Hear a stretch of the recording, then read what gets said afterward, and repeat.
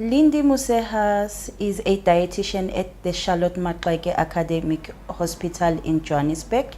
She treats about 40 patients a day and says sugar is one of the key culprits contributing to their illnesses.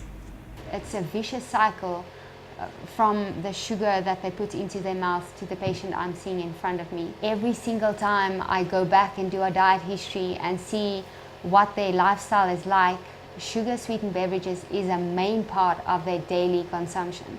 According to Lindie, the damage too much sugar does to our bodies can be devastating. By the time that I'm seeing them in this hospital, most of the time, it's irreversible damage that's been done.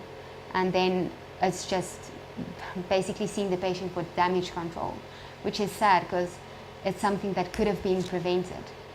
Today, Lindie is giving one of her long-term patients a diet education session.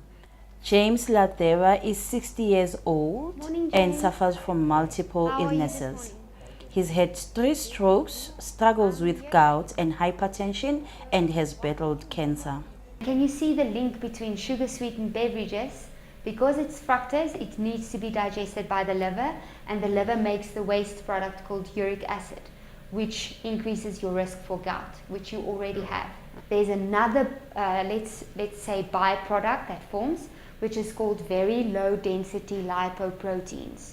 Okay. That is the bad cholesterol, and also fat droplets. It makes the artery go stiff. Okay? Arteries are meant to be very elastic and pumping. So now if it's becoming harder and harder, the heart has to work very, very hard to pump the blood through the arteries. So that's why you have a very high risk for developing strokes and heart attacks, which you already had. James is considered to be a high-risk patient. If he doesn't change his diet soon, he's likely to develop diabetes on top of his existing health problems. It's his death sentence, to be very honest. I mean, if you continue to eat like that, your blood pressure will continue to increase, your weight will continue to increase, your potassium, your sodium will continue to increase, your waist circumference will continue to increase.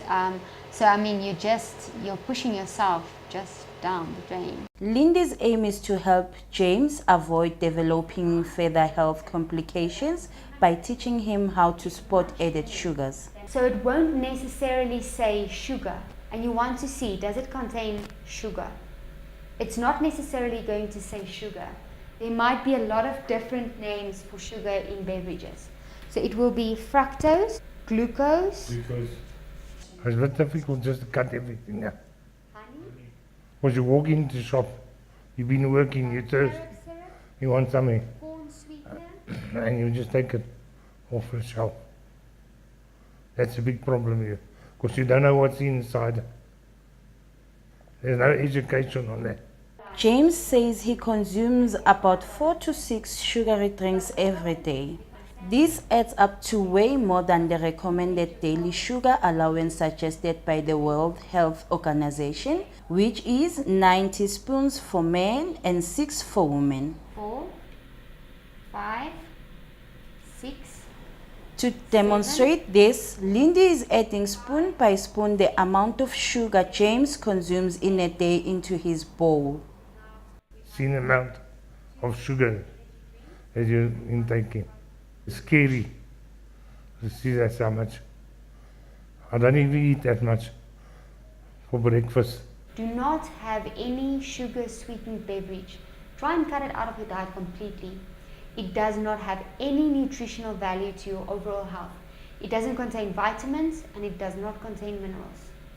James gave up alcohol 6 months ago and says having gone through this means he has the willpower to cut out sugary drinks for the sake of his health. Anything you change in life is a bit difficult. You've got to have a willpower.